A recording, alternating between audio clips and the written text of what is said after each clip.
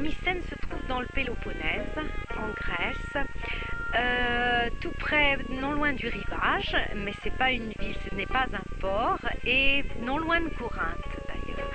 Alors Mycène, c'est une ville qui est extrêmement importante, qui a été habitée elle aussi dès le néolithique, mais qui ne s'est pas particulièrement développée à cette époque-là. Les premiers habitats que l'on trouve d'intéressants datent de l'an 3000 environ, de ce qu'on a appelé l'Helladique ancien, la période de l'Helladique ancien, où pour situer pour les auditeurs, ça situera davantage quand on parle du début de l'âge du bronze. Début de l'âge du bronze, c'est les premiers habitats mycéniens, donc 3000-2600 avant Jésus-Christ.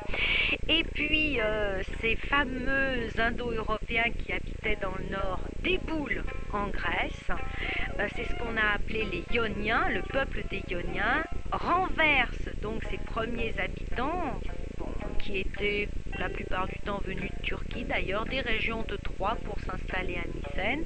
Donc du nord, ils sont descendus sur la Turquie et ils ont ensuite traversé la mer jusqu'à Mycène. Les Ioniens des Boules renversent ces premiers habitants et puis très rapidement vont être renversés à leur tour par d'autres peuples qui sont donc les Achéens et les Éoliens.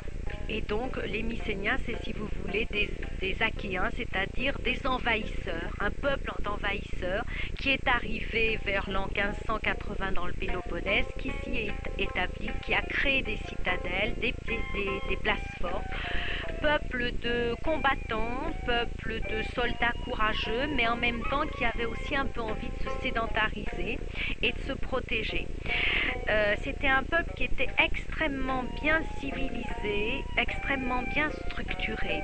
Bon, on sait que Mycène, c'est-à-dire Agamemnon, avec peut-être les Atrides, s'ils ont tous existé, en tout cas Agamemnon et Hélène auraient vécu entre 1580 et 1100 avant Jésus-Christ, époque où Mycène est particulièrement prospère et où elle subit d'ailleurs un petit peu l'influence de la Crète et de la civilisation minoenne.